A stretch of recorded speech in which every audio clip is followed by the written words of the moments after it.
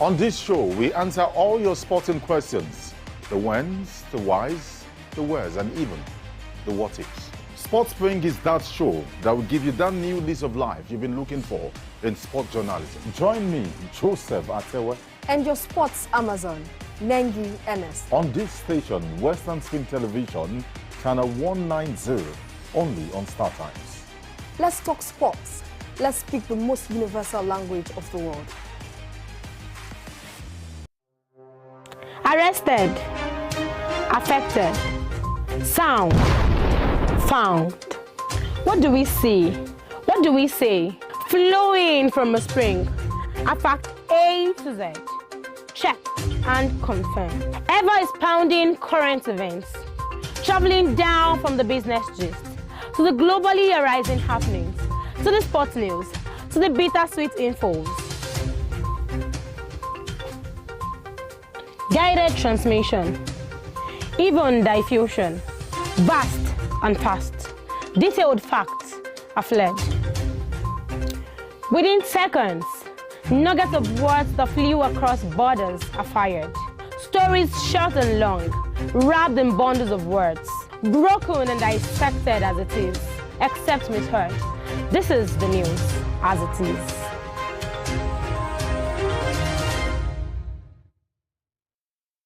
Evelyn Ohiole, Hi. King Eve. How are you today? I'm good, I'm fine, I'm alive. I really feel like she's not giving the right answer to the question. When one asks you, how are you? And you said, you're saying, I'm alive. It's very annoying, seriously. How are you? I'm fine. I feel I'm fine would be the right answer instead of I'm alive. Not that I asked you if you're dead before.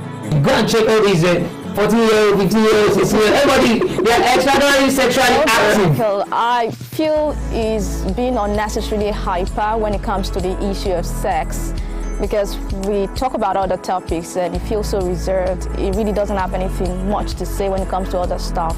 But when it's the issue of sex, I believe he's being unnecessarily hyper. That's when I have to pick an issue with him. I mean, it's just being unnecessarily there when we're talking about sex. Just like a child, his mom just got him his favorite chocolate or ice cream, very happy, doing as though if he doesn't have sex for a day, he's going to die. When it comes to finance, women also support their husbands financially. You need me emotionally. You need me spiritually. Cassie is an amazing person, but I hate the too much attachment to that gender. I need you spiritually, I need you mentally. I can get these things anywhere with money. If you go by the topic was, who does marriage favors the most? I know how many jobless women they marry every Saturday. They are saying it favors you, favor. Are they vague so? Growing up, when I was in the world, we've heard of Who are you now? Well, MC Too Much said, he likes saying when I was in the world. And the last time I checked, but it looks a bit innocent, facially, but deep down, she's actually out of this world. We're all in the world now. As long as you're alive, you're in the world.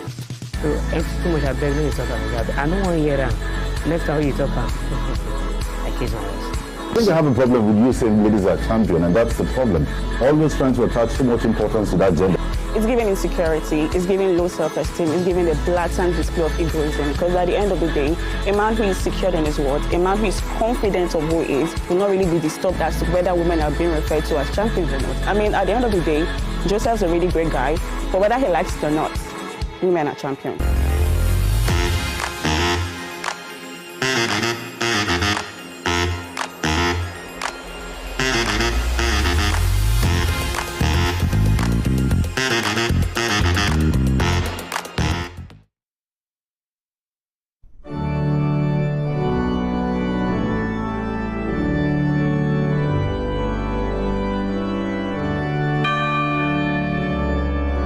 Here are 5 amazing fun facts I bet you never knew about Christianity. Number 1, there are over 2.4 billion Christians worldwide. Amazing fun fact number 2. The Bible is one of the best-selling books of all time, with more than 100 million copies sold every year. Most Christians believe in heaven and hell. The Bible is the most translated book in the world, with more than 3,000 languages. Amazing fun fact number 5. Most Christians throw science out of the window without realizing that most scientists are Christians. Hello, I am Pastor Steve Akinwumi. And I am Dr. Adeoye Oyewole. Join us as we highlight and discuss day-to-day issues pertaining to the day-to-day living of every Christian. Issues in Christendom shows every Sunday on Western Spring Television, channel 190, only on StarTimes.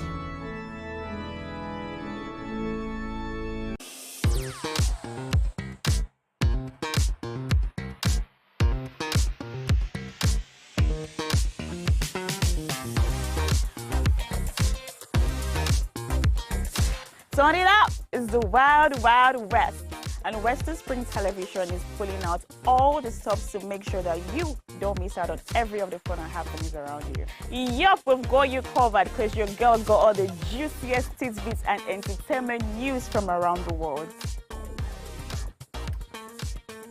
Cross over to the chocolatey side of entertainment. Join me, Chocolate Cassie, on Eccentric as we take you into every bit of the juiciest news, fashion, music, movie updates, and other trending conversations. Together on the show, we'll get personal with your favorite celebrities via phone call, Zoom, or even live here in the studio. Eccentric will be showing on your TV screen on Western Spring Television, channel 190, only on StarTimes.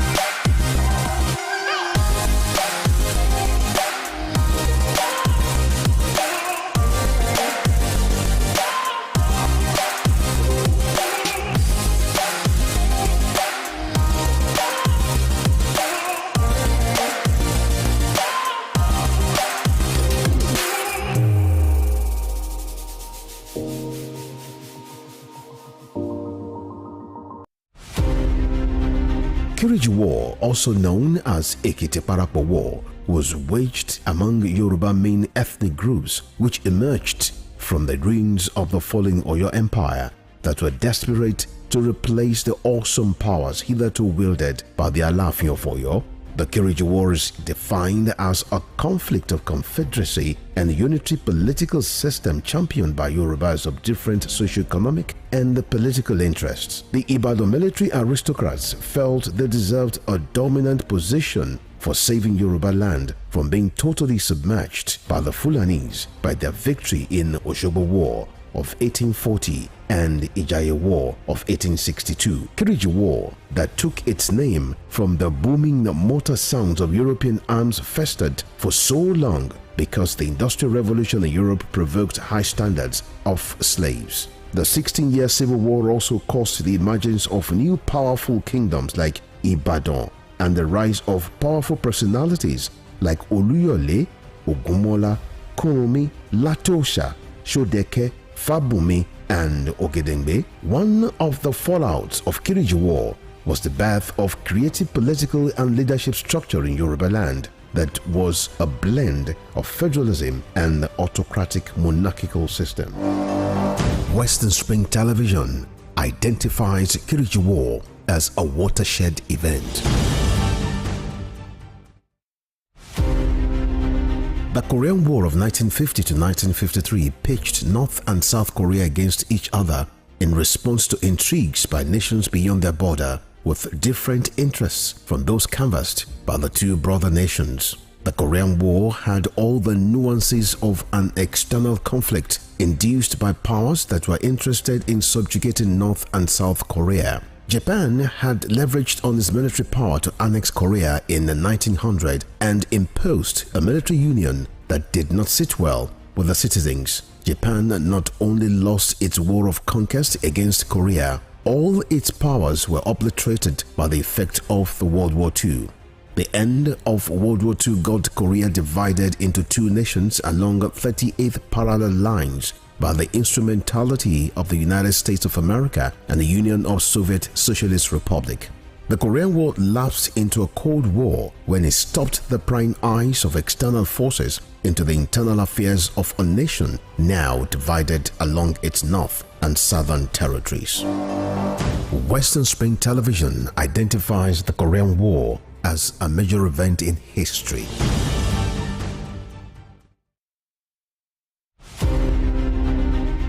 Samuel Laduke Akintola was a frontal figure in the historical moves that birthed an independent Nigeria from colonial Britain. As a freedom activist, he deployed his wits, energy, intellect, and oratory skills to prepare the grounds for constitutional talks that eventually culminated in the country's independence in 1960. The 13th Arionok.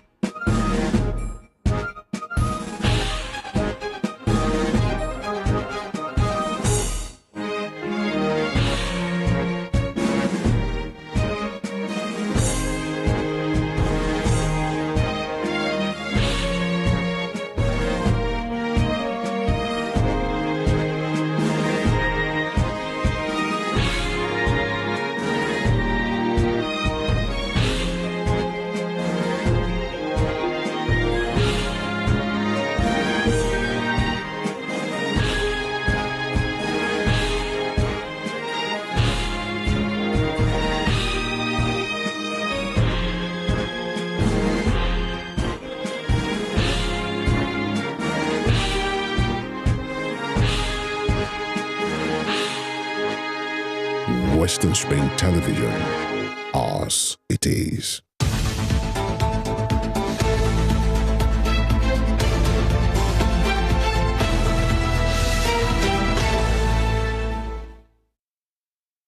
Today is Monday, the 25th day in the month of September 23, and here we go again. Another week, the last week in the month of September. Super excited to be back. And good morning to you, wherever you are from. Morning, as much as you can view this station anywhere around the world. It's a pleasure to be here, and I hope you had a splendid weekend. It was really, really exciting for us. I hope it was. Welcome to Morning Spring right here from Western Spring Television, station that says it as it is, L190. Tunde Idowu is my name at Irresistible TV on air. Welcome to you on behalf of my very humble self and my very dear brother. Let me have a splendid. Let me be the judge of that. Good morning, Nigeria. Good morning, world. It's good to be here again. Femi Ojo is my name.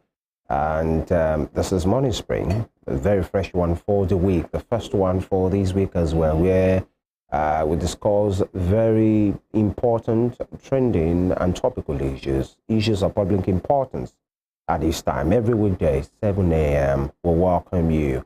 And of course, we'll get straight to the headlines, but I want to sincerely apologize for coming behind schedule.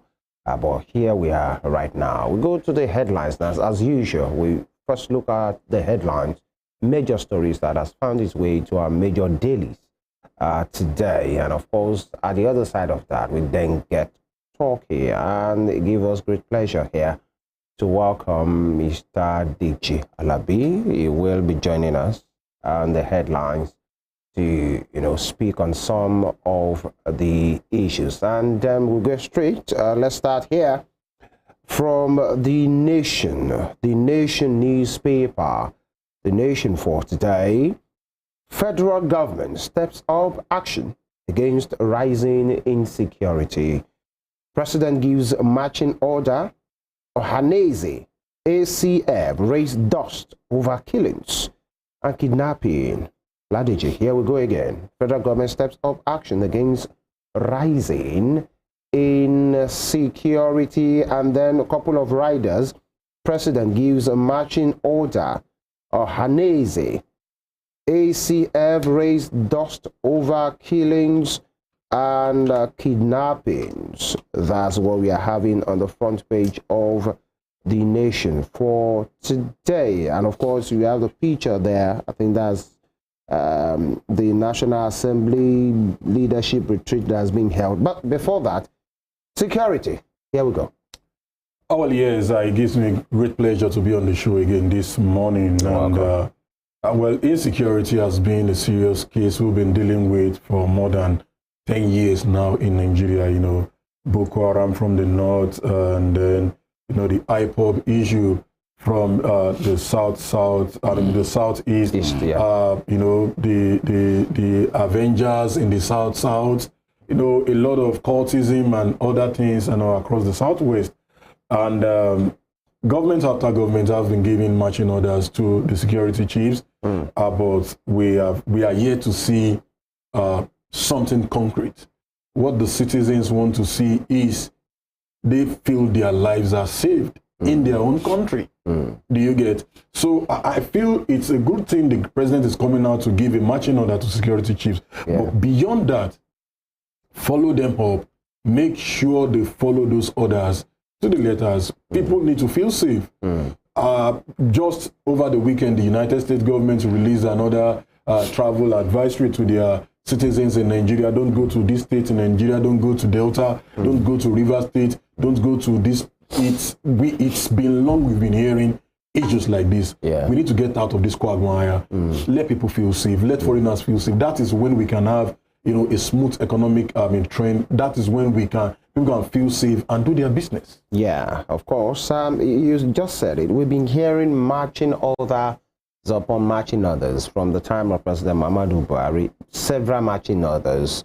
But it's instructive to say that when you give marching orders, you should ask the people you have given the order, how far, what have you done, those things. Very good. But quickly moving on because of time.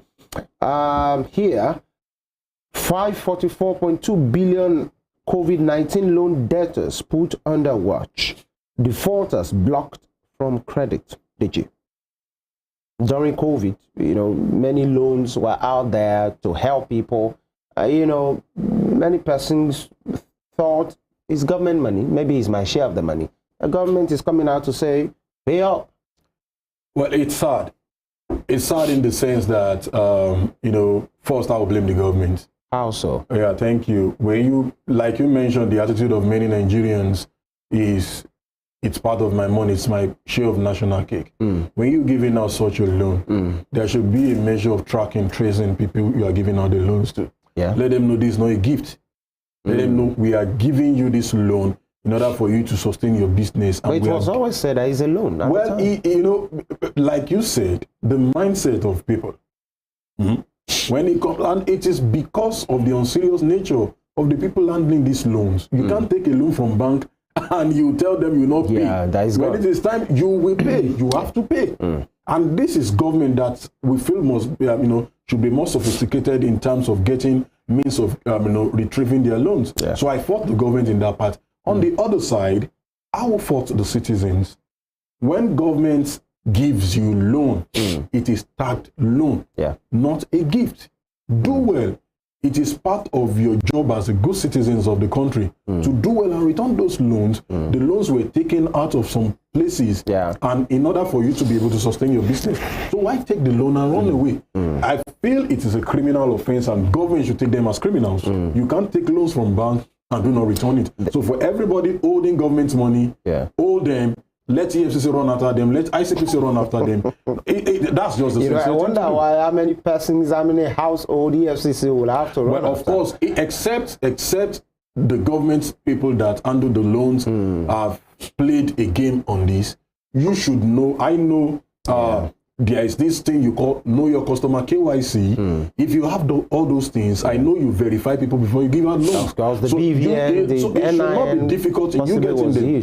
Once again, I reiterate that. Let EFCC, ICPC, and every other government agency run after them. Get those loans back. Yes. to government coffers. What Cardoso should do as CBN boss by financial experts. That's good. We wish Mr. Yemi Cardoso all the best. Owners of revoked 189 Abuja plots get 3 months relief. Okay. And this one here, give Nigeria new constitution. Afe Babalola urges AGF. African Equities League global stock market returns. But in a minute, give Nigeria a new constitution. The legal luminary is talking and urging the AGF. That's coming from Ari Afe Babalola. Well, yes, Afe Babalola is one of the voices that you hear. Of course, a very profound in terms of making things work for the nation. However, will it be the AGF alone to do the job? We need the National Assembly to, to step up. I believe if the AGF wants it, well, if he wants he can't write it. Yeah. It is the job of the National Assembly to enact a new law, and we've been talking about a new constitution. A new constitution. Thank you. We've been talking about the 2014 confab. We've been talking about a lot of things. Yeah. If not everything in that confab, we've had recommendations. Like merging of some of the government agencies that have that are duplicating each other's duties. The Oransaye report. Let us look into these things. But I feel most times because this thing will affect, a lot of our leaders now. They feel if there is a new constitution, a lot of things will change. But in their own best interest, I feel we should just do it the normal way. It is better we have a better constitution that will make every one of us feel good. Than a brand new one? No, a brand new constitution I'm talking about. Yeah, okay. That it may not be brand new because you have to take from the current one, look at the good side of it, then correct the negative, those that are not so good. Working, then let's bring them together and move this nation forward. We need to get out of here. Most of the things we are complaining about in 2023, a lot of countries have moved past. Far above, yeah.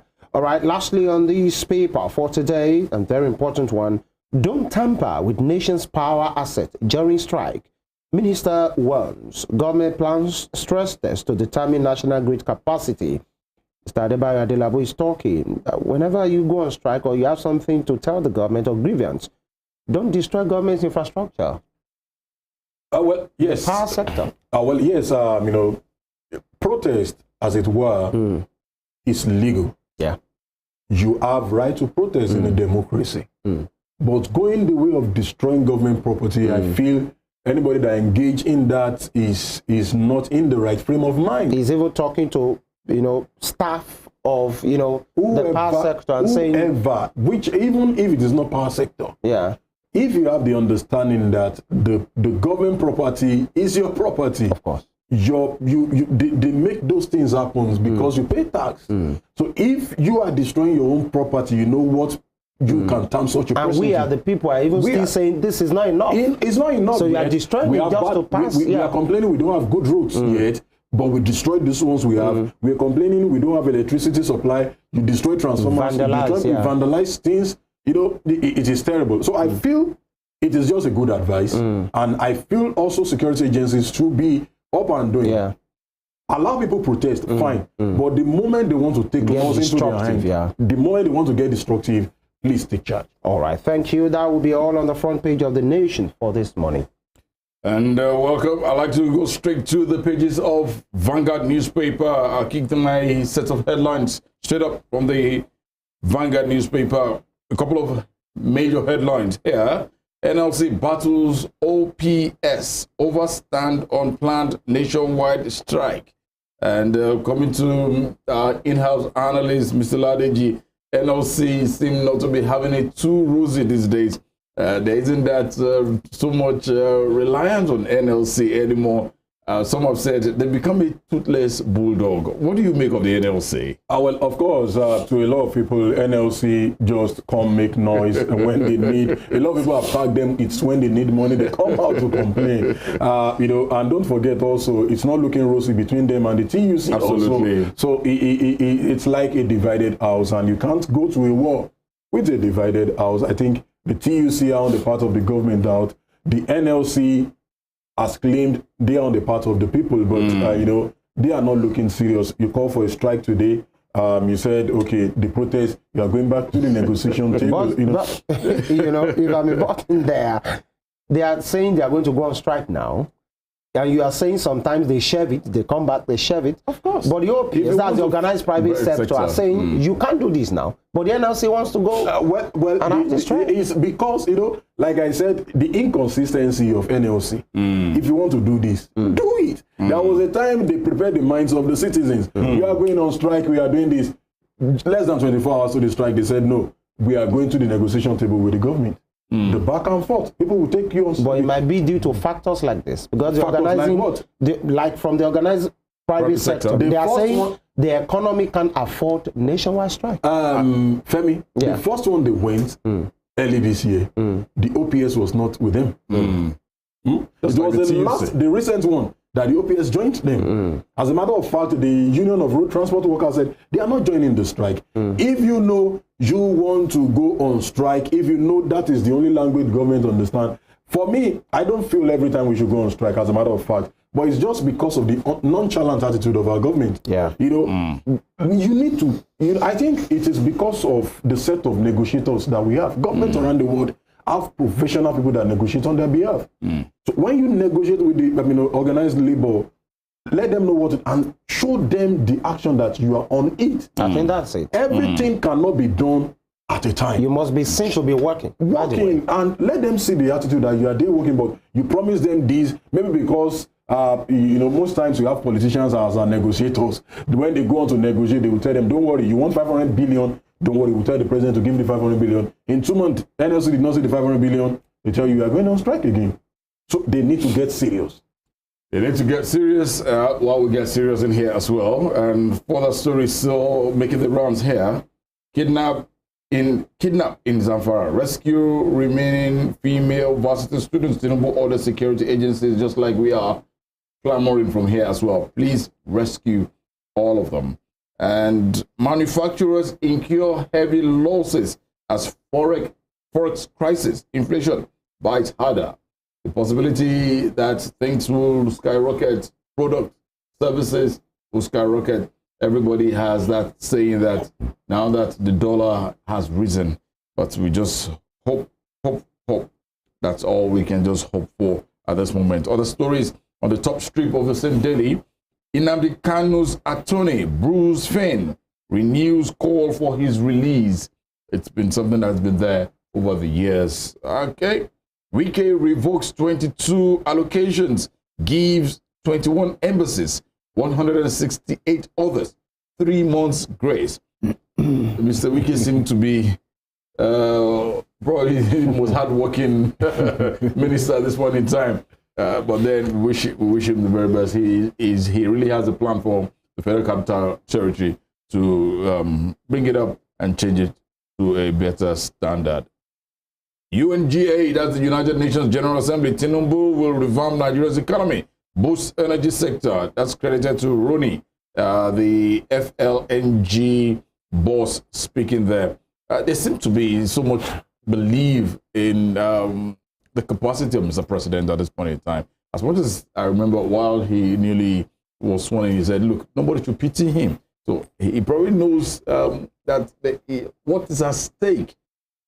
It's just like the pigeon will say, no be joke. Of course, yes. I mean, the reality in turn shows Nigerians are not joking again. Every day, as a matter of fact, it is only Oliver Twist that asks for more. Nigerians have not even gotten more. So they've not gotten more, and you can't call them Oliver Twist. A lot of things are not working. They have not even gotten the basic. They've not gotten the basic. We need to talk about more. You've mentioned insecurity in both headlines now. We've mentioned inflation's rising. We've mentioned, naira to dollar now. Yeah. If you hold $2,000, you have 2 million naira. See the gap. A few years ago, if you go to a country like Benin Republic with 100,000 naira, you're a millionaire in Benin Republic. But today, their franc has surpassed our own. So all these things are there. Nobody will pity him. That's the reality. He doesn't need to say it. A lot of people will not pity him. And I feel a lot are expecting a lot of things from him. And with the statement he made, while coming to power, fuel subsidy going, a lot of things, the reform in the CBN, you know, a lot of things people are expecting from him, and we hope that, you know, he gets to give Nigerians answers to questions that we have been asking. As much as Nigerians are asking, Mr. President, let those answers come as soon as possible. On the top strip here, we've had Barrister Kolapo Alimi of Serap on this show severally, and this is another thing coming in from Serap. Serap to Tinubu, probe missing 1.5 billion US dollars, 200 billion naira oil revenues. This has been statements credited to Serap, and it has been something that has been ravaging this nation. Where did 1.5 billion US dollars go to? Where did 200 billion naira move to? What can Mr. President do? As alleged. As alleged. Yeah. But what? No, not that Serap is coming up with something like this. There's definitely they've seen it, but they want to know where this money is. But still an allegation. Moved to. You know, I won't target an allegation. If there are no findings, they won't come out with it. To say something like this. That's the reality. You know, we use the word allegation a lot, and that's where many of the people that steal our money hide under. Don't forget, was it the Accountant General that ran away over 100 billion naira a few years ago? It's an allegation, it's an allegation, it's an allegation. That's why it should be probed. Was it probed? Yeah, he was just about to return. He returned just a few, and then the court will ask him return a few and go free. Abdul Rashid Maina that swallowed the pension money. Yeah, you know, a lot of people like this. So your question, where did the money go? I will jokingly tell you, you know, the song by this lady Omawumi. If you ask me, now who I go ask? All right. Now we need to get serious about our anti-corruption fight, irrespective of who anybody is. Anybody that is found guilty of this, we can't be missing money like this, and we tell ourselves we are a struggling nation, we are just a developing nation, and every now and then you hear billions of naira. It becomes scary. There is virtually no day in the newspapers that you not hear about billions of naira being stolen. Who are the people stealing this money? Why are we not running after them? Why do we, okay, when we want to probe them, why are we saying, okay, you've stolen 105 billion naira, okay, just for us to bail you, pay 10 billion or pay 20 billion? Why don't we make these things capital punishment? If you steal people's money, you get executed, and you refund all the money. Just like it's done in China. Most Asian, but then this is democracy. This is the and capital punishment is becoming unpopular. You know the reality. You know the reality. We hide under that too. This is democracy. This is democracy. But rich people are getting richer. The poor are getting poorer by the day. Still democracy. Still democracy. Isn't it? Well, all well and good. All right. That'll be all from the Vanguard newspaper for this morning. All right, because of time, we'll run quickly to the Daily Sun. For today, the Daily Sun. Tinubu orders immediate rescue of abducted Zamfara female student.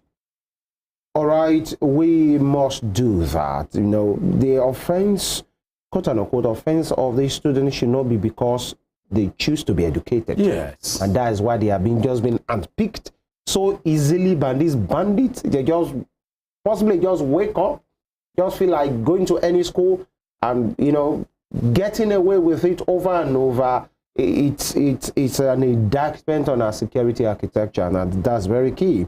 SCF demands rejigging of security strategies over students kidnapping. All right, you have that bold picture there, which is not really a good one. People, vehicles trying to move past the flooded Idowu Saga Agege Road, Lagos, after downpour yesterday. This is scary. Absolutely. Very, very scary. Absolutely. Of course. Again, Nnamdi Kanu's American lawyer demands immediate release. Don't panic. You will regain your greatness soon. Nwaya counsels Igbos. All right. Atiku accuses president of misleading Nigerians through propaganda. There's been this back and forth between the camp of the president and the camp of Atiku Abubakar, or presidential candidate of the PDP. I think the battle has moved to the US now, and it's about Atiku telling Chicago State University, release the document of Mr. President. Let's see what he has, the transcript And I think the court obliged, but the camp of the president went to the court and said, please hold on, this might be injurious. What do you make of that? Well, even before the back and forth of the document, I think the first thing Atiku Camp is talking about is the spokesperson of the president, Ajuri Ngilali, who has been dropping untrue information. Don't forget, he talked about the president being the first African president to ring the bell at the U.S. Chamber of Commerce. He has talked about the meeting the president had with the UAE. He said immediately the visa ban has been lifted, which after 2 days we got to know that it was not lifted. Nothing official. Well, nothing official from UAE. I feel the people from the camp of the president needs to be careful. Because major news outlets that they pick those informations and they run with it, and we are misleading the people. However, talking about the case in the United States, I feel in the best interest of the president and of the nation. He himself said it before the election that, as a matter of fact, he graduated with a first class. He was one of the student leaders in the school. He won a lot of awards there. So I don't see any injury. You're coming out with your transcripts, coming out with your details. Do to you. If you go to my alma mater, if any one of you ask me now, you didn't attend university as you claimed, I will just walk you down to my university. Thanks, stars. My school, the head office of my school is here in Osogbo.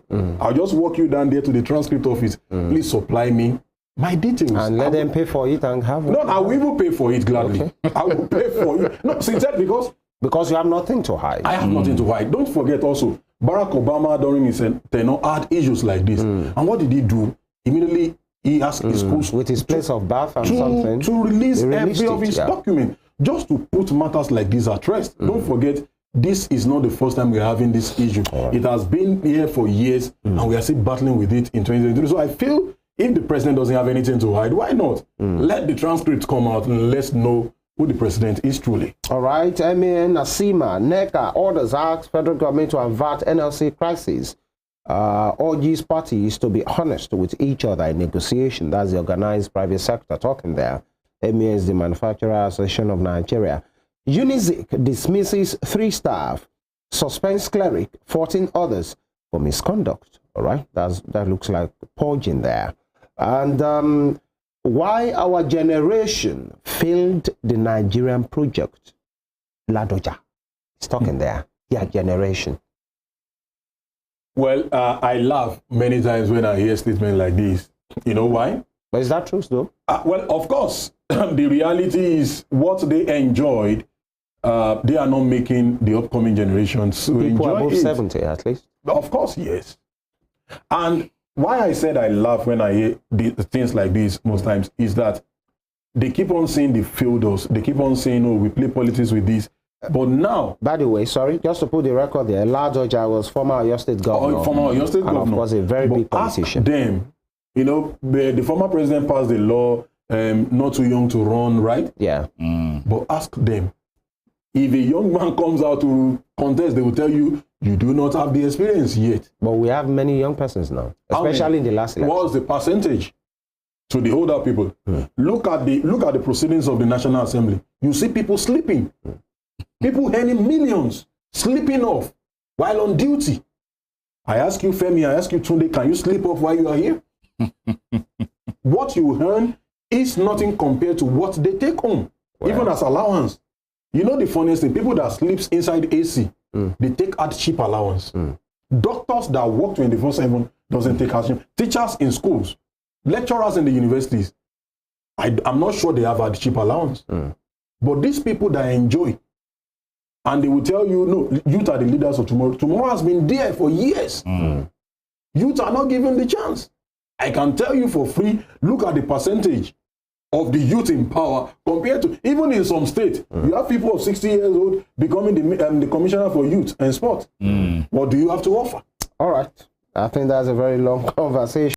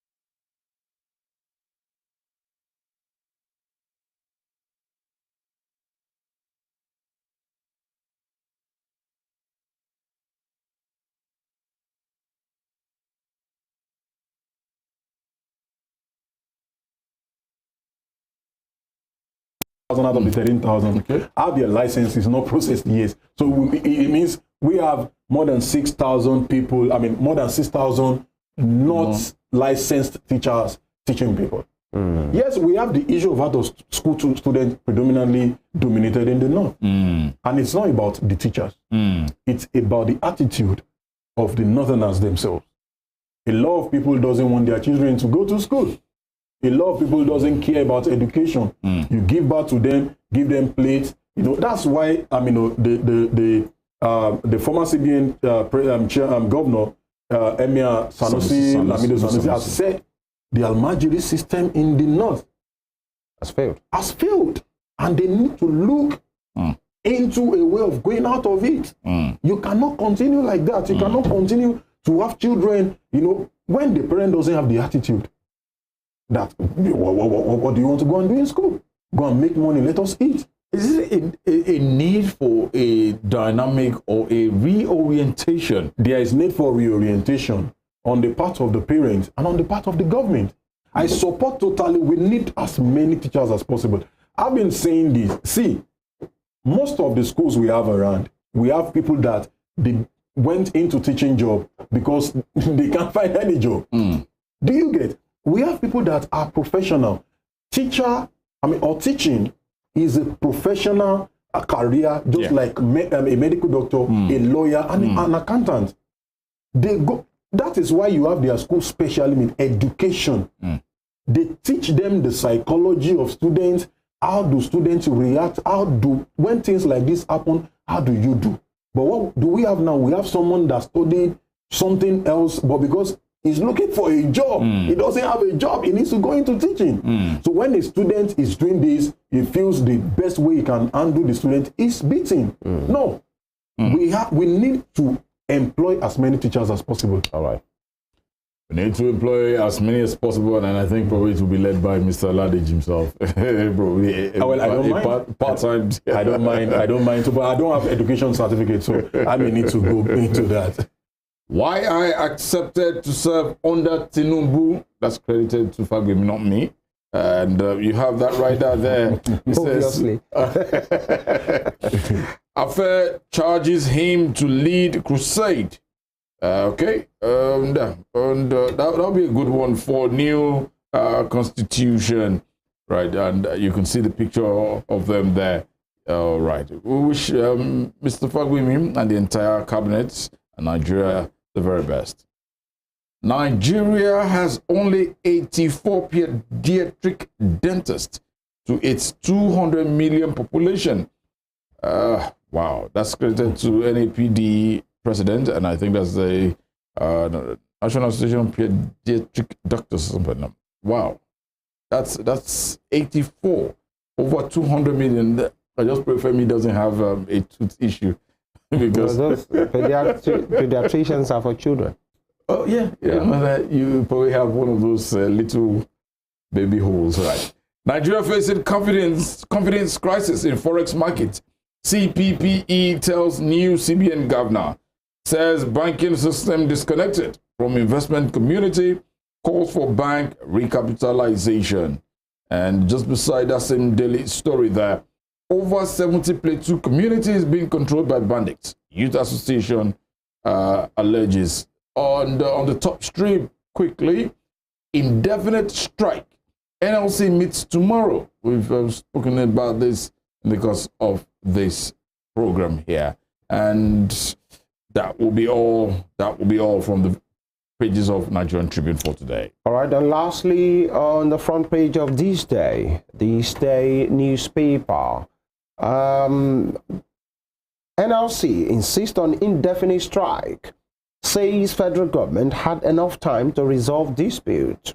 And with a rider, business operators to government, labor, incessant industrial action bad for ailing economy and the market in Nigeria. I can see you nodding. You agree totally. Yes, I agree totally with that. It's not good for us. You know how much we lose every day when we go on strike. Yeah. And this is an economy that is still struggling, quote and unquote. Even though, the odds tilts favoring in some parts, some people rather than the other. But we can't continue like this. Let government show seriousness. Come to the negotiation table with these guys. What can we do together? The reality, like I mentioned earlier, is that NSC need to understand government cannot answer your questions at a time. Do you get? I think the issue is sincerity. Sincerity. Open all the books. Open all the books. Let us see what we can. Let us shift grants.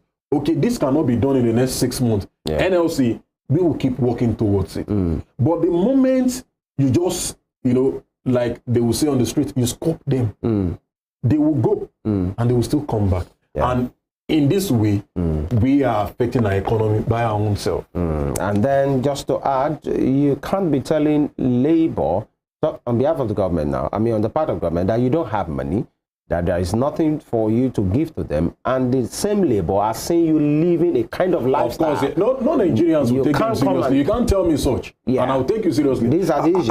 I saw the video of one of the essays to the president over the weekend. Yesterday, it was in I think Kano or thereabouts.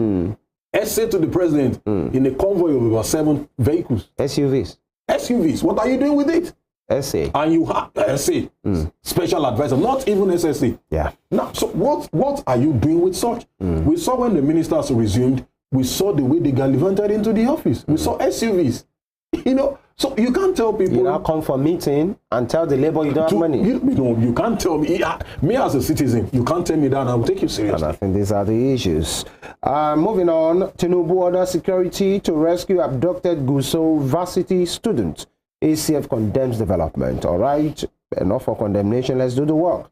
In fact, those students should not even have been reached at all. They should not have been kidnapped, because you are talking about our school children.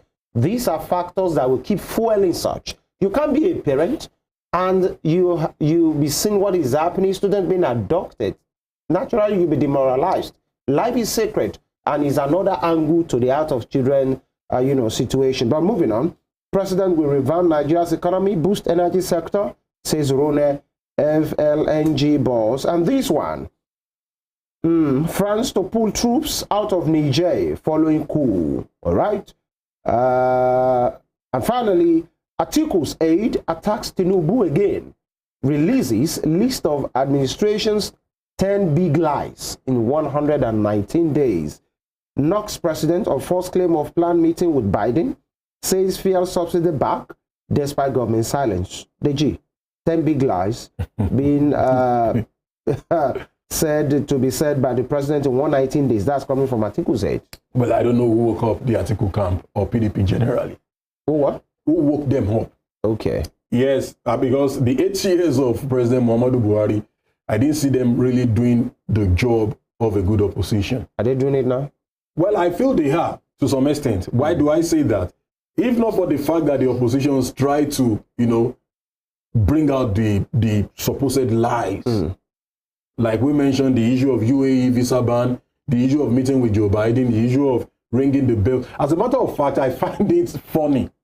What does ringing the bell at the U.S. Chamber of Commerce bring to the pocket of average Nigerians? It should not be something we celebrate. Like it's an achievement. It's not an achievement. It doesn't add to your salaries. It doesn't add to how much I buy fuel at the filling station. Yeah. No, it brings recognition. It brings recognition to the country. Recognition as what?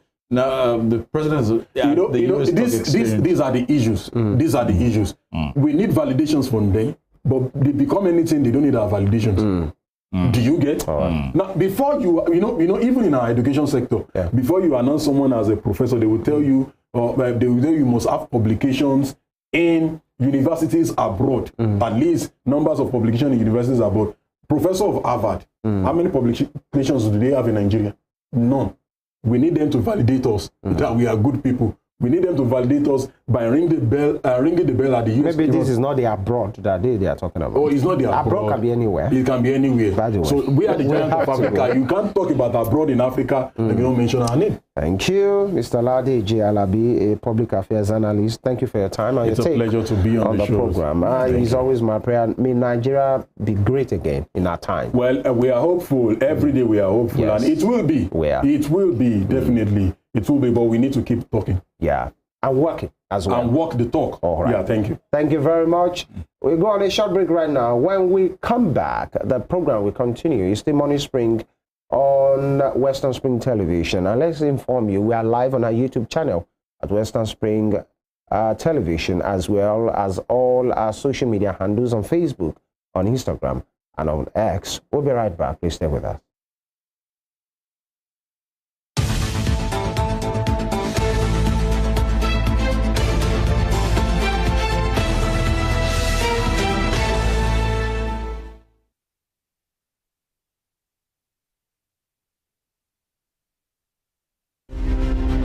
Born 16th September 1923, named Harry Lee Kuan and known as Lee Kuan Yew, he was often addressed by his initials of LKY.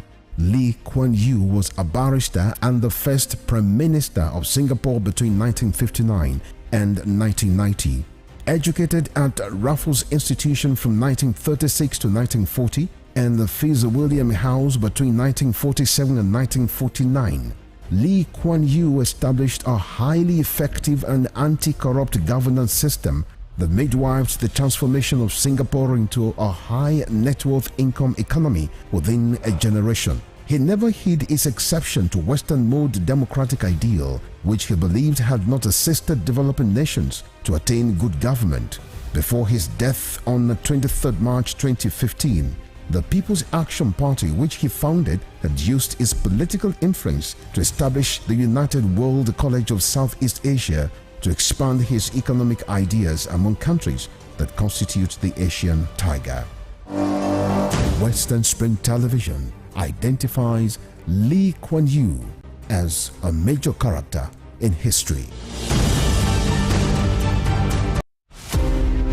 Nelson Rolihlahla Mandela was an anti-apartheid activist who gave his all for the elimination of what has been described as the world's most vicious rule of the unjust and man's inhumanity against man. He was born July 18, 1918 in Mvezo, South Africa. Educated and trained as a successful legal practitioner, he took up the gauntlet of a human activist against segregation by the minority white suprematists in South Africa. At the climax of his trial for treason, orchestrated by the minority South African government, the great crusader for democratic equality was prepared to pay the supreme sacrifice to establish majority rule in his native land. He told white jurists that if achieving freedom for his people was worth his life, he was prepared to die.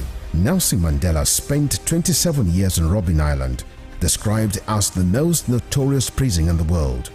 It was from this same prison that he came out as a free man to assume office as South Africa's first black president in 1994. Western Spring Television identifies Nelson Mandela as a watershed character in history. Aminatu, the legendary Queen of Zazzau, is best known to historians as Queen Amina of Zaria, an old walled town and capital of the Hausa state of Zazzau. Amina was a great warrior and the first woman to rule the ancient kingdom of Zazzau. Her 34 years as queen witnessed an unprecedented expansion of Zazzau by conquests. Queen Amina of Zaria belongs to the class of Amazons by the might of her army and her strings of conquests. She opened Zaria to trans-border trade and was said to have initiated kola nut cultivation in the ancient kingdom. The Hausa Muslim figure was born in 1533 and died in 1610 at the age of 77 years. Folklores remember Aminatu, the Queen of Zazzau, as a brave, smart and talented leader, whose giant statue now adorns the National Arts Theatre in Lagos, Nigeria, while many educational institutions bear her name. Western Spring Television identifies Queen Amina as a watershed character in history.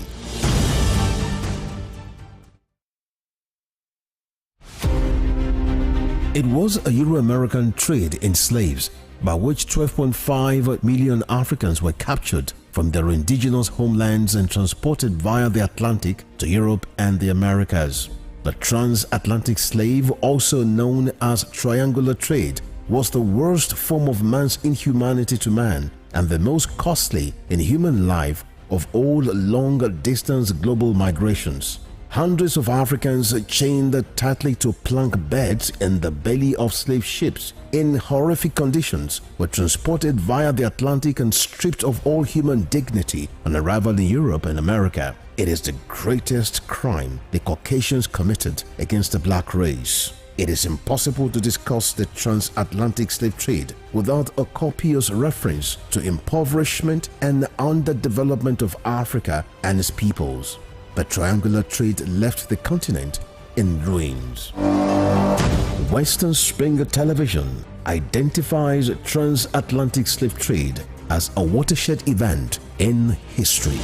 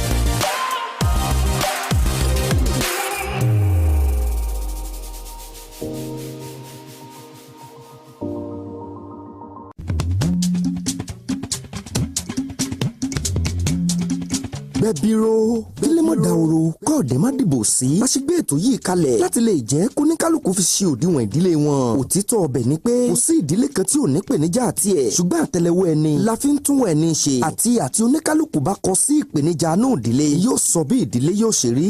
bẹ́bíró káfinúkonú káfikùnlukùn pẹ̀lú àwọn lọ́kọláya lọ́lọ́kan òjọ̀kan lórí ètò níbẹ̀ lọ́mọ Afọlábí ó ti mọ tàkótó òbéèrè sí wọn láláì fìkan pé méjì lórí ọ̀rọ̀ tó ń dá òwòhòwò sílẹ̀ nínú ìdílé. bẹ́ẹ̀ sì làwọn àlejò náà yóò mọ jẹ́ ká mọ ọ̀nà tí wọ́n ń gbé gbà sílé wọn ò fi dàrú tí fi ń tò. Gbẹ̀bíró ẹ mọ pàdé Múyìwá Afọlábí lórí ètò yìí ní gbogbo ọjọ́ àbámẹ́ta láago 8 òwúrọ̀ tí àtúntẹ̀rí ó sì tún máa wá láàrin ọ̀sẹ̀ ní ìkànnì móhùnmáwòrán Western Spring Television ìkànnì 110 lórí StarTime. Gbẹ̀bíró tọ̀sẹ̀ yìí ó máa yàtọ̀ ní kò ní yàtọ̀ fọ́.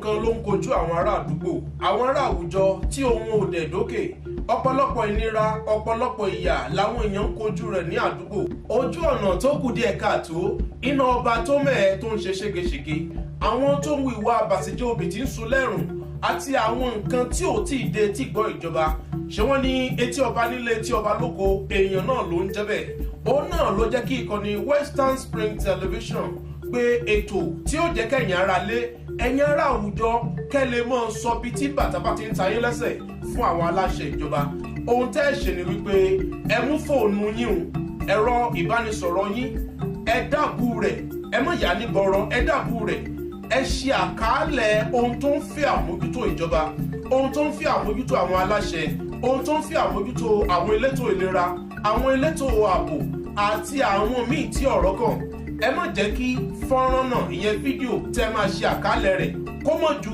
ìṣẹ́jú 2 tàbí 3 lọ ẹ má fi ṣọwọ́ sí wa ní orí WhatsApp lórí ẹ̀rọ 0803 865 1049 0803 865 1049 ẹ jẹ́ kí gbogbo àwọn fọ́nrán yín àwọn àwòrán yín kó máa wọlé orí ètò ojú ẹlẹ́rìí ẹ̀yin gangan lẹ jẹ́ ojú ẹlẹ́rìí ohun táwọn èèyàn nílò ohun tó ń jẹ àwọn èèyàn láwùjọ níyà ilé tí ò nílé ìgbọ̀nsẹ̀ ibi tí ò níbi tó ti ń dẹ ẹ̀gbin nù tó wá jẹ́ pé ẹ̀gbin wọn ní àwọn ará àdúgbò àwọn aráàlú lára gbogbo ẹ̀ ẹ fi tó àwọn aláṣẹ létí ohun tẹ́ ẹ nílò ní agbègbè yín ẹ jẹ́ kí àwọn aláṣẹ mọ̀. Orúkọ mi ni Adéyẹmí Ọlápọ̀dé, èmi ni atọ́kùn ètò Ojú Ẹlẹ́rìí lórí Western Spring Television, ìkànnì 150 ní gbogbo ọjọ́ Ajé láago 2:30 ọ̀sán.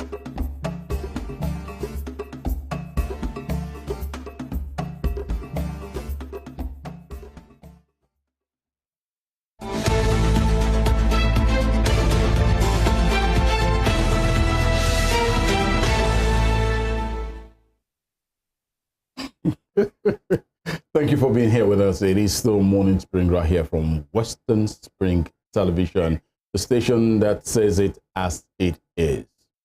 There's been a back and forth as to certain things right here in our dear state of Osun State with regards to pensioners.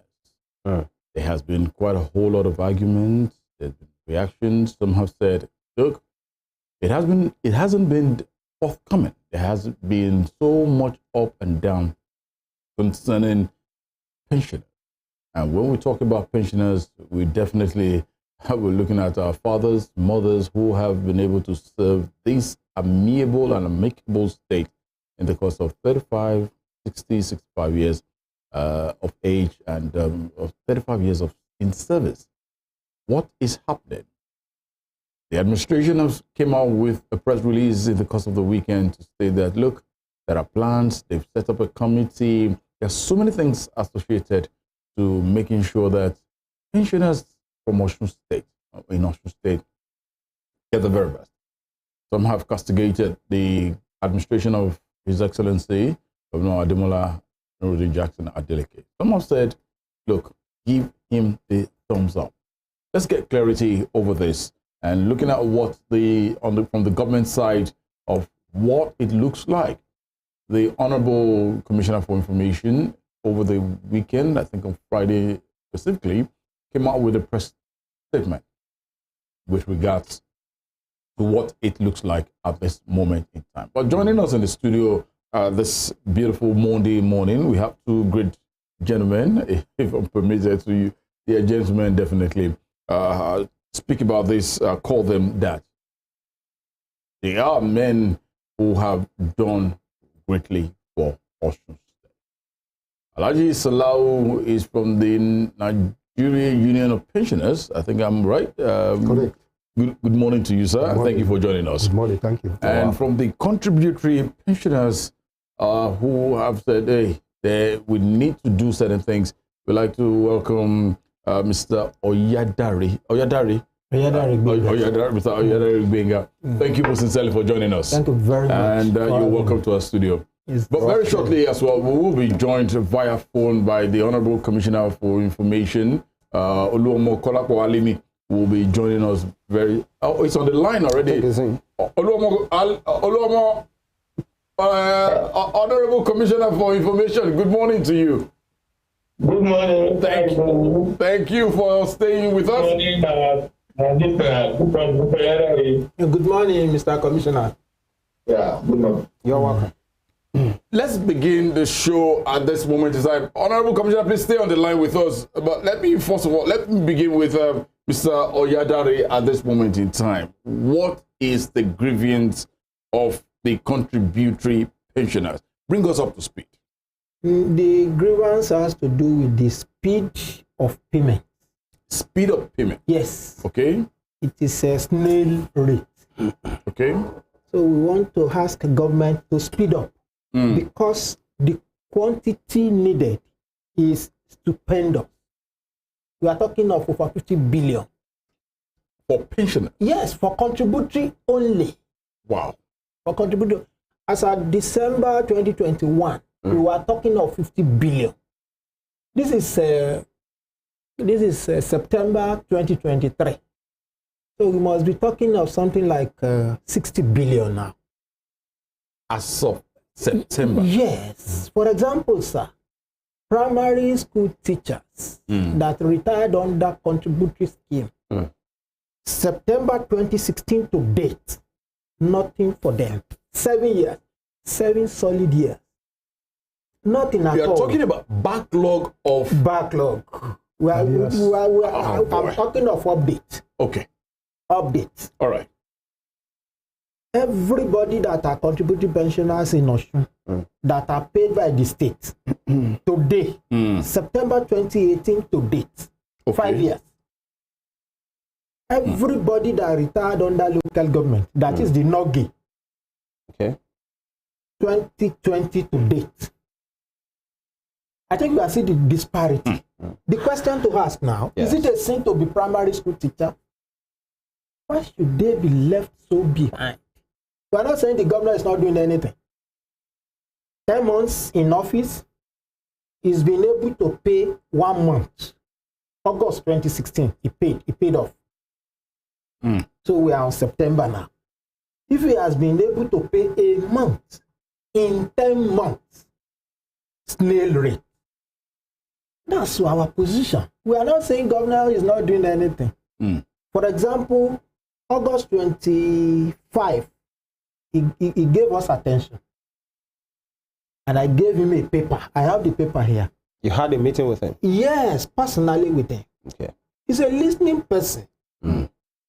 Very cool, very, very intelligent, ready to submit to superior argument. That's the type of people we need to lead us. So we want the opportunity to talk. That is why we are giving him 2 weeks ultimatum. We must talk. Starting from when? Last week, Monday. Yes, that was on the 18th. I have the paper here. Yeah. What we are saying is, if government will get out of these problems, we gave him 8-point agenda. I have the paper here. I have the paper here. Okay. Signed by me as the state chairman contributing pensioner. If we are to get out of this problem, mark it, we have to hit the ground running. We must do something very, very special. Or else the continuity of that mountain, it will continue to mount because people are retiring every month. I want to show you something, sir. Another 5 years has been granted to teachers in Osun State. Extension. That is 40 years in service, 65 years of age. Whichever comes first. Out of the 5 years, a year is gone now. September last year to September this year is 1 year. Remaining 4. Within these 4 years, if they fail to solve this problem, another exodus is coming. Please let us see it coming now and arrest the situation. If not, it will continue to explode. Mr. Oyadare, and we should not allow it. Yes. If I am not a special advisor to the governor on pension matters, I am an insider. I know the nitty-gritty. I am the correct person to enlighten government. And the only opportunity to talk is to create the space. And that is the space that we are creating now. We are throwing a stone on the roof of the house so that the people inside can talk. And we will tell them the truth and nothing but the truth. Because Osun State belongs to all of us. Osun State is our glass house. We will not allow anybody to throw stones. Yes, we don't have any other state to live. And that is why we are calling on government to please listen and listen well. The issue of contributory pension scheme in Osun is not a topic to toil with. It is a topic to take very, very seriously. On the 8-point agenda, number 1, we call it windfall. The current wave in Osun State, the government in Nigeria generally, is windfall. What is windfall? Money will just be coming in from all sectors because we have removed the subsidy. Government can now share trillions every month. They will have reserves. Even the president said infrastructure fund will be created. They are all windfall. Every windfall coming to Osun State give contributory pensioners 26%. If you want to get out of this problem, give us 26%. For example, if local government is taking 10 billion allocation a month, give us 2.6 billion out of that money so that we can get out of. And the beauty of contributory, the moment you pay, you are paid. So even if they borrow to pay, what they are putting down every month will go in for the repayment. Because once you pay, you have paid. It is not a recurrent expenditure. So we need the opportunity to educate government. It is not a matter of these people are not in government. You don't like the governor. If I don't like the governor, I like Osun State. All right, Mr. Oyadare. Benefited for 35 You know, we have a long way to go this morning. Thank you very different much. angles. As it stands, you said your union has Yes. given the government 2 weeks ultimatum. Yes. To speak with them. Is that what you want? We have 2 weeks to speak. To speak with them. And they will, provide and pay. Okay. Is it just to speak firstly, or for them, or for you to see them pay? By talking, they will pay. The talking will come first. Okay. Then they will do the funding and pay. So you're expecting this camp of the government to call you to a meeting? They have invited us. We are meeting today in the afternoon. Today? Today. Okay. That is exactly what we want. That's how to be reasonable. All right. For any government to be reasonable, you listen. When anybody throws stones on the roof, you listen. To the reaction. It's not throwing it ordinarily. All right. There's a very strong reason for throwing it. Yeah. And this government is listening. They have invited us. We will talk this afternoon. And there's nothing to ask than this entitlement. Pay us and let us get away. Okay. All right. As it is, we'll keep our fingers crossed so that we're not preempting. We've always appreciated our dear and amiable governor in the state. But let me hold you to understand. Let me come down to Alhaji Salawu here. NUP in Osun State.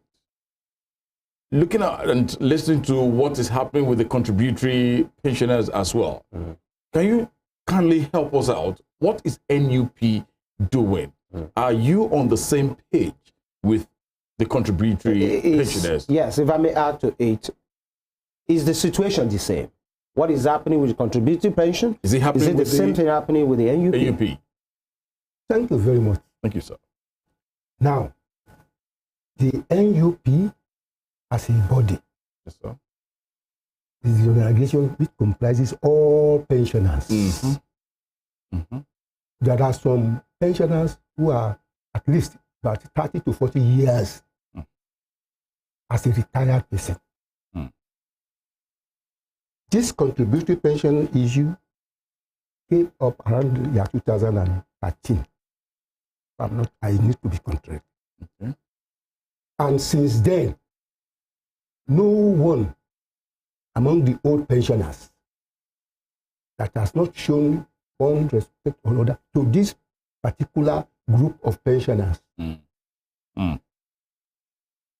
contributory pensioners have contributed their own quota of what is expected in the scheme to the government when they were in service. But unfortunately, as we were told, their contributions were not remitted to the appropriate quotas. That brought about the non-payment of some of these contributory pensioners who have retired earlier. Now, since the assumption of this new government, to be factual, he has been a listening governor. And if we go to records, he has even paid more than what the other previous governments have paid on particular this contributory pensioners. But to answer your question, yes, the idea of arrears and some other benefits of pensioners is not peculiar to contributory pensioners alone. It cut across offices of contributory pensioners or pensioners. And I remember early this year, we came together. But there are many factions. You have the contributory, you have the forum of retired pensioners, and you have the old pensioners. We came together under one body. Under one body in our secretariat there. That's the NUP. The NUP. That whatever will be our grievances on sectional affairs, let us come together, talk together, resolve, and know the next step to take. And that we almost have a common voice in order to be relevant to the government.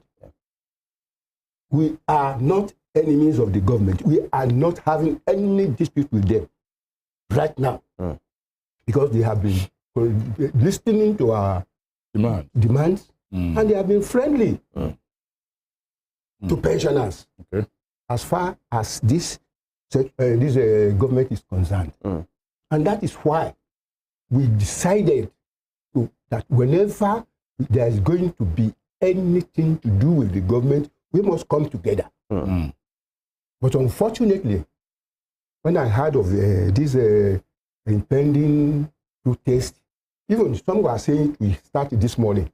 But according to him now, he's telling us that it's a 2 weeks ultimatum.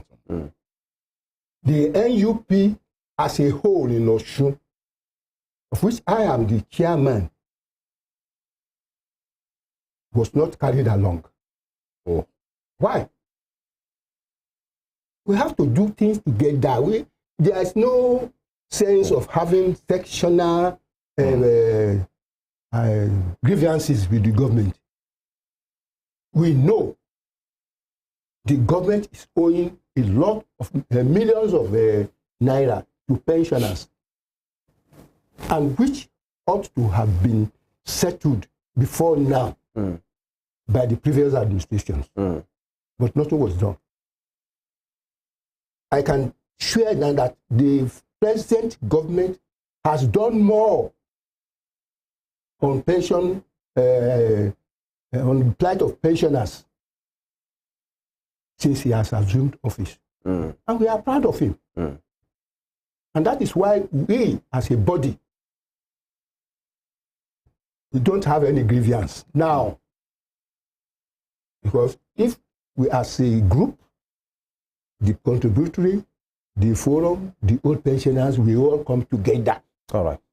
We shall be able to discuss and arrive at a conclusion on what exactly to put forward to the government. All right. Thank you, Alhaji. You've stated a very clear point there. And Mr. Oyadare, the NUP chairman has just said in Osun State, Alhaji, and say you didn't carry the NUP along, being the parent body organizing these 3 other unions. Yes, it's true. We are not carrying the union along. Why did that happen? You see, the origin of this matter came from my members that are seriously aggrieved. Yes, they are seriously aggrieved. And they came together to mount pressure on me and transfer it to government. So as at the time I was attending to them, I invited the secretary, the state secretary of NUP. I told him the whole story, and he dabbled into it. First, he visited Abi. He gave him attention, and they agreed that the matter to be structured. Don't just allow this one to raise voice, call him. This one, no, it has to be structured. Yeah. So there was a state meeting which the secretary to NUP in Osun attended. Okay. It was very hot. And he left without really giving opinion. Because this set of people are so happy that they have stayed at home for 7 years, not having anything. You can imagine the plight of such group.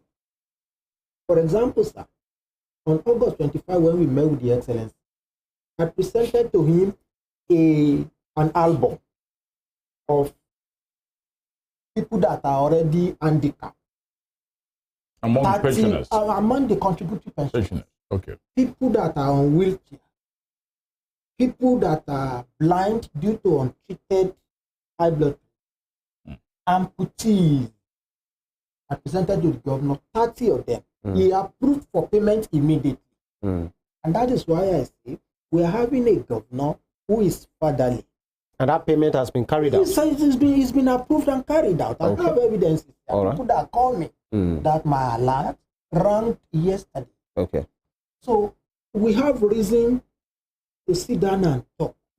So because I could not, convince these people, this set of people, to let us pipe down low. Yeah. Then I told them we need to give an ultimatum. Okay. The pressure from your members is what made you go ahead with that demand.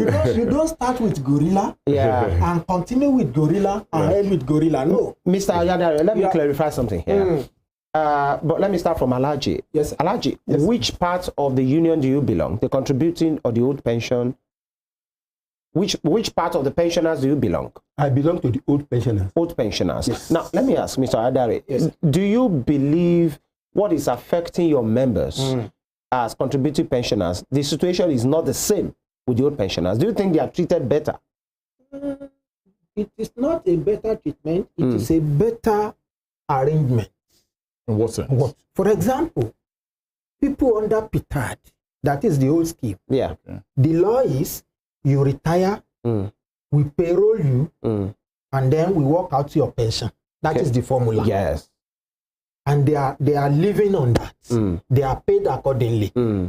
Government is not owing them monthly. Paying them monthly pension. You will have your time to react. Even there is an improvement in the payment of gratuity. The former government was paying 200 per payment. This governor increased it to 500,000 and is paying.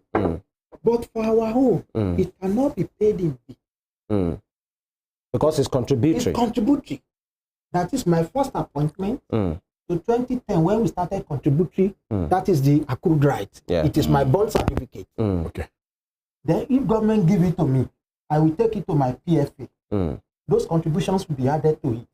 Then there is the formula for payment. They will pay me. All right. So unless the bond comes, you cannot take what you have contributed. It appears your issue is with the speed. That's what payment. This is the speed. Alhaji, you wanted to react. Thank you very much. Yeah. I want to correct one impression. All right. Yes, sir.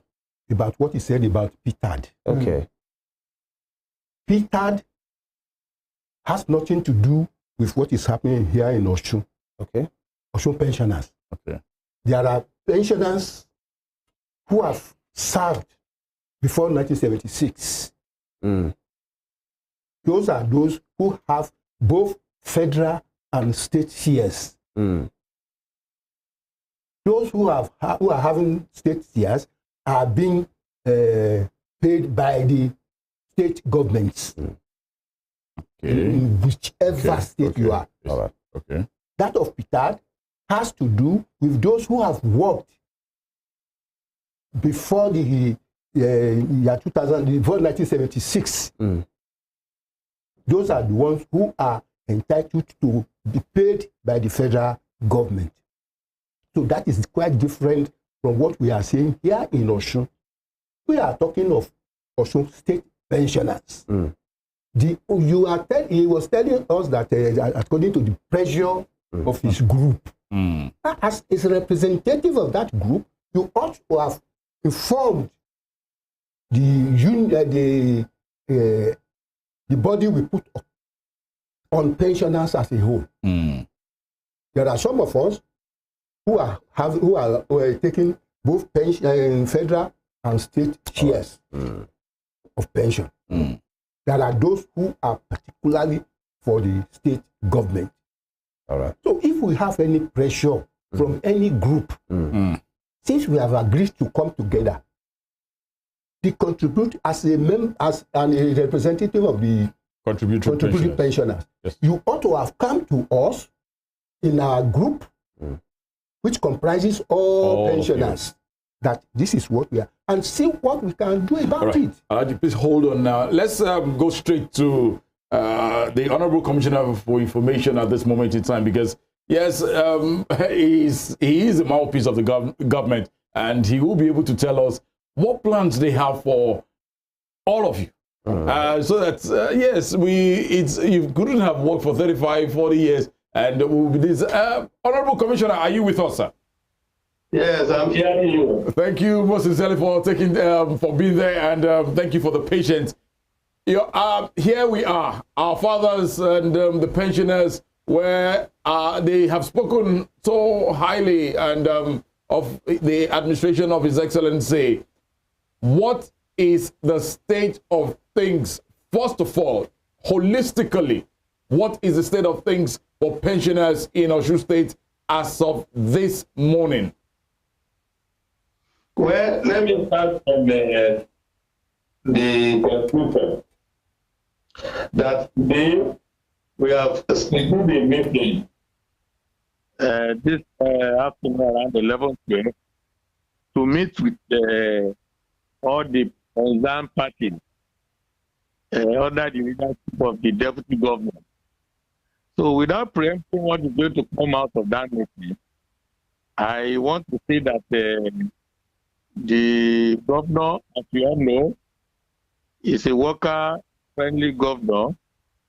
And out of the 5-point agenda, the number one on it is workers' welfare.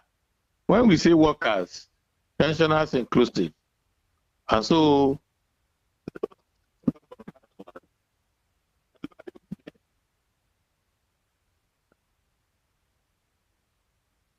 Mr. Commissioner, are you still there? No, okay. Okay. We might have to reconnect. Yes. Yeah. Okay. Hello, sir.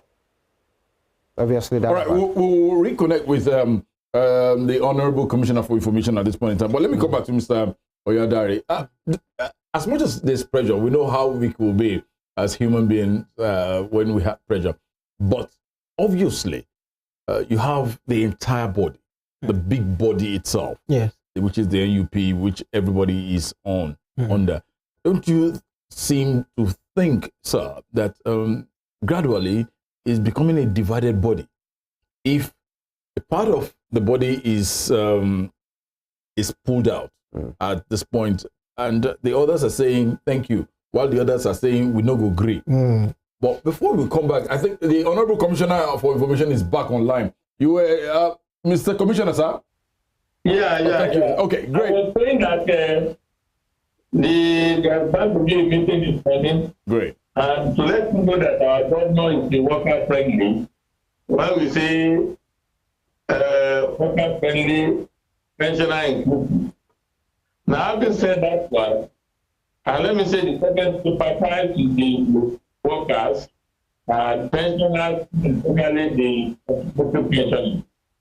You know, when somebody retires now, assuming the person is earning something like 450,000 naira. Yes. And the person retires next month. By next month, the person will not collect anything. So you move from 150,000 naira to zero. That is why the people pensioners, that's why they are so much affected. I know it is understanding. However, the problem is start from the beginning, when the program started. You know, when that program started, there was something known as accrual interest, which was not taken into consideration at that time. That has been made. All the previous government has been remitting the deducted percentage. The accrual interest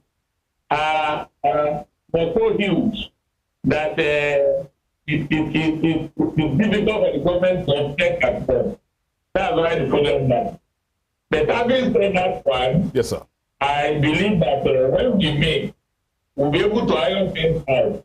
However, as probably pointed out by the people in the studio, since the inception of the adjustment of vulnerability, it has increased the monthly contribution to contribute pensioners by 400-fold.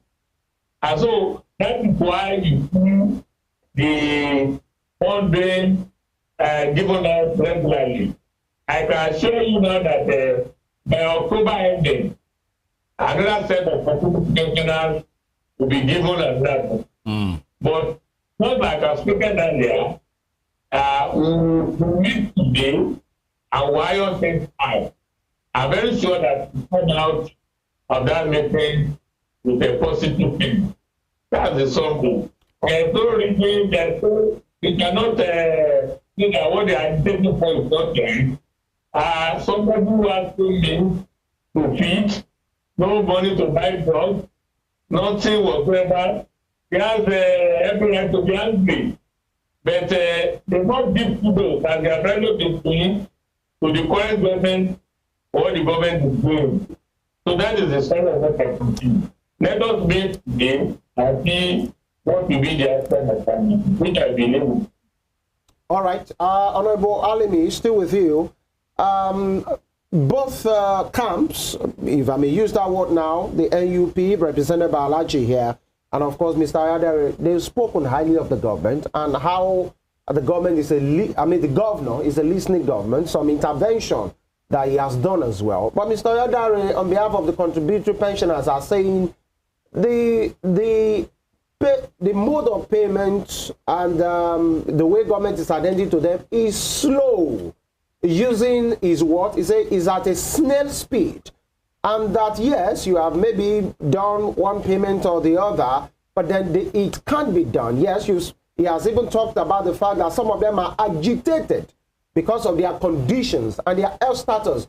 There will be a meeting, yes, no doubt, but then why do you think that has happened so far? Because they are not fighting the government. They know the government is trying. But then that doesn't feed them. Let me say that I've mentioned one thing now. You may not understand it. It's a technical term. They understand accrual interest. From the beginning, the moment from the inception of that program, the program started with the problem. Accrual interest means at 2010, when that program started. You know, some people have spent some years in the old pension. Some right has been approved. As at that time, the government was finding out how to pay, which was not there. As a result, it has accumulated to billions of naira. And so, look at what Mr. Oyadare mentioned. About 50 to 50 billion naira. It's not a joking matter. But as I stated earlier, when we may be able to iron things, whether for us to discuss that, like I said, that to be in blame game on NGO. So if we have a meeting today, let's see what we need to outcome of that meeting. And then we come and discuss it in the press. Okay. All right. Please just hold on, Honorable Commissioner, with us on the show this morning. I'll come back quickly because of our time. Coming straight at Mr. Oyadare.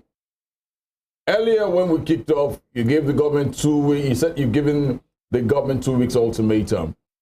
By and large, we are hearing government speak at this moment in time. If in capital letters, your meeting comes out fruitful, that's what we anticipate, or otherwise.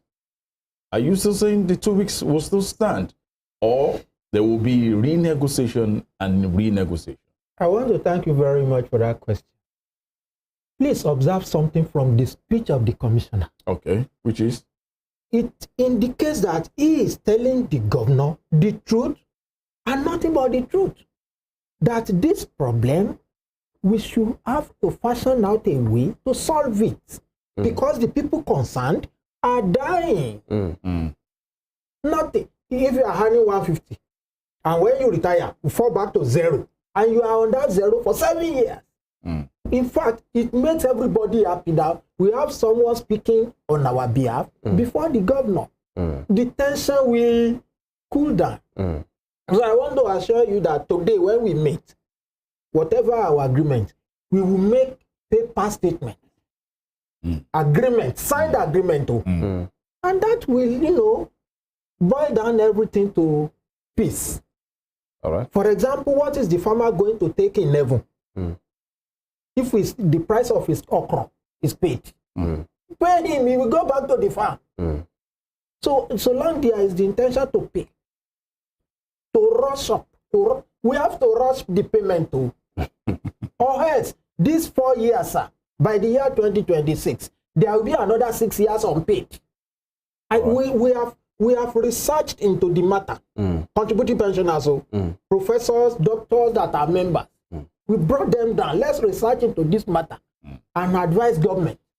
By the year 2026, if this matter is not solved, there will be another 6 years unpaid. Hopefully, there will be a resolve to that. Of course, you are going to have a meeting. We hope it comes out fruitful. The Honorable Commissioner has spoken to that the signal is very clear. Very clear, and I think you are happy with that. The people surrounding the governor, they are speaking our mind. All right. They are telling him the truth, not about the truth. They have released figures of what they have done. Monthly old pension, 3 billion naira for primary school teachers, local government.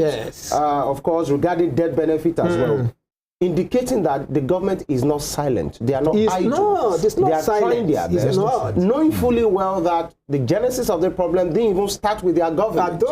It's an inheritance. Yes, when you come into government, as you are inheriting the liabilities, you are inheriting the assets as well. So it seems everybody is on the same page right now, and you are hopeful for a very positive outcome on the matter, which is okay. You know, my position, I am a referee, and I have my whistle. When I see anything going wrong, I blow my whistle. I am currently blowing my whistle, and the governor is listening. Are you seeing anything wrong? It's not moving, the speed.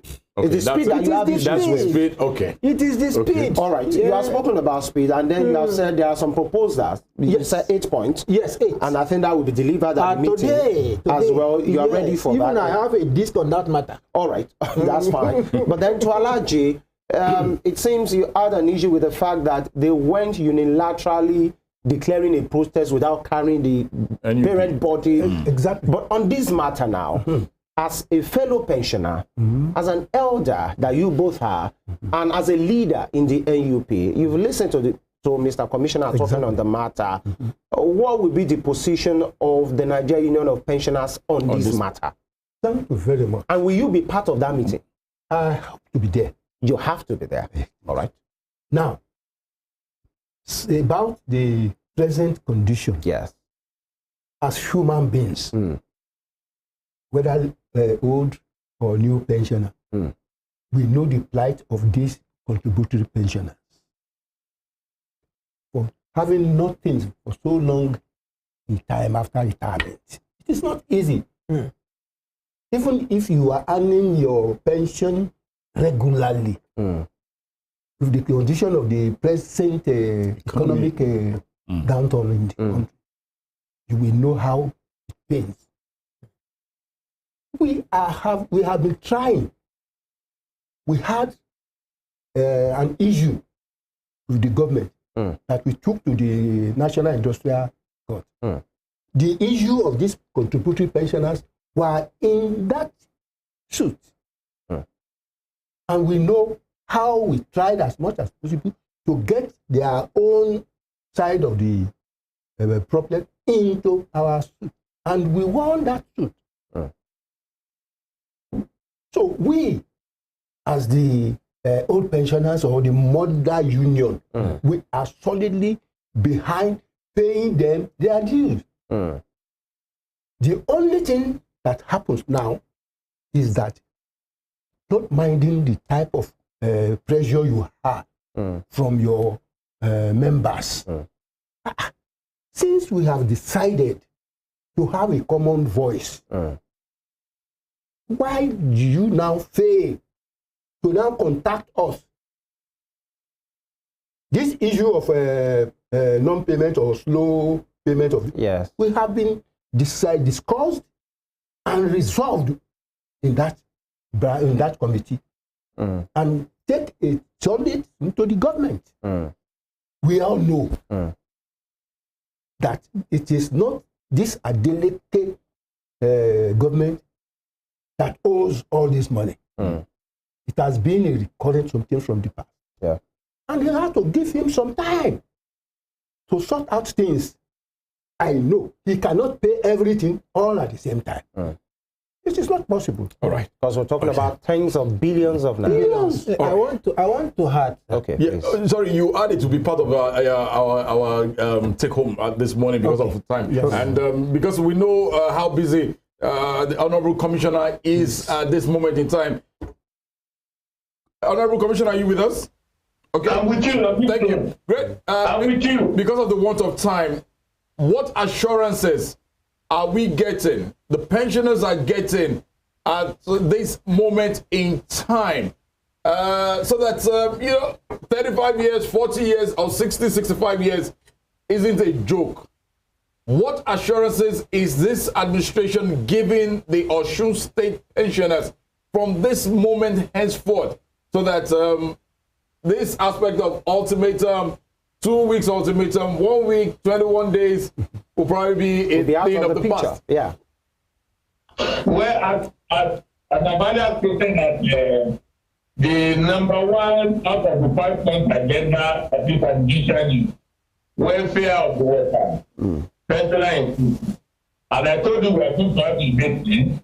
I'm very sure that everything will be laid on the table and will come out with understanding and the way to further better a lot of the pensioners, both old and the contributing ones. So let us view that our meeting today will be very good. We'd like to thank you both sincerely, Kolapo Alimi, Honorable Commissioner for Information, Osun State. Thank you for taking time out to be with us on the show this morning. Thank you very much. Thank you very much. Thank you, sir. Yes, I wanted to add that the start of the matter, I carried the UAP along. Okay. Yes, I went to the state secretary, we sat down. But you didn't meet the chairman? No. Okay. There is process in everything. It has not come to the level of the chairman. I must start with the state secretary. Okay. Right? I sat down with him. We talked. Based on that talk, he went to Abiri. And he came back with very good achievement. Yeah, you said it earlier. The government is ready to, listen to us. Okay. Okay? The next level is that he will appear in our general meeting. But by the time he appeared, it was total collapse because people were so agitated.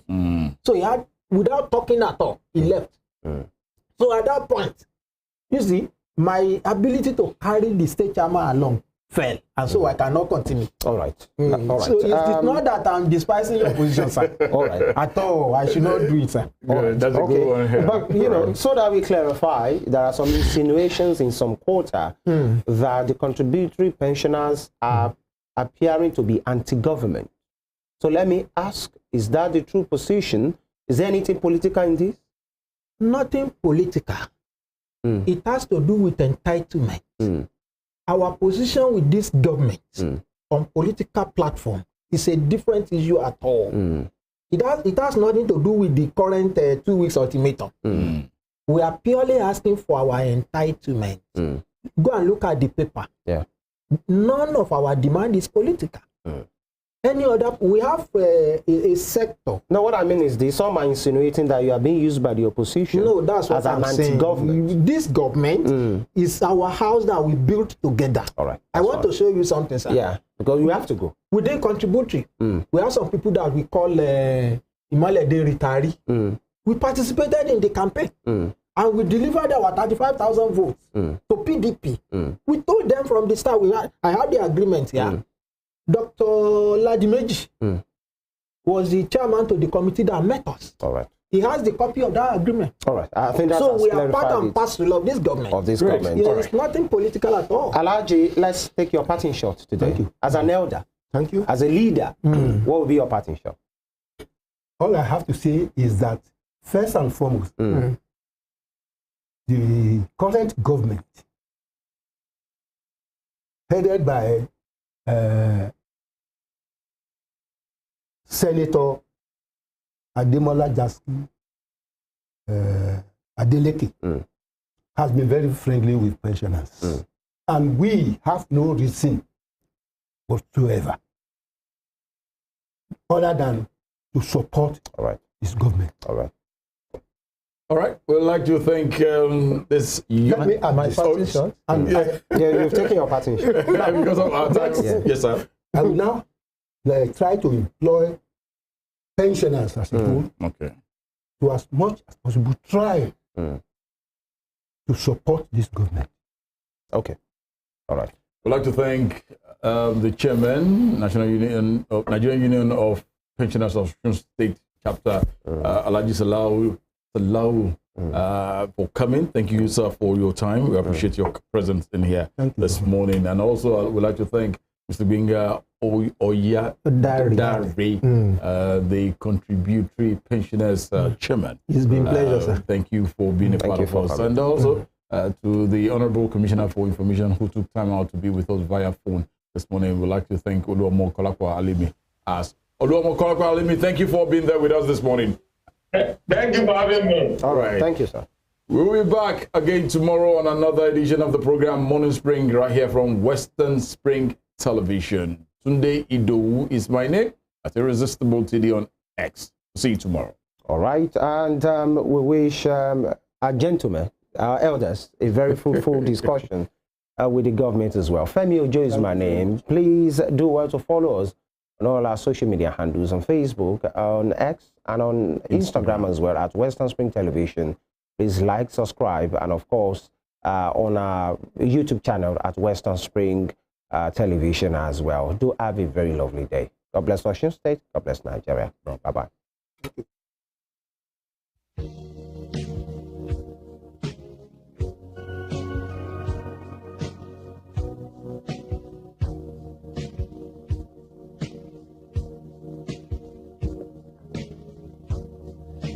Take a little time,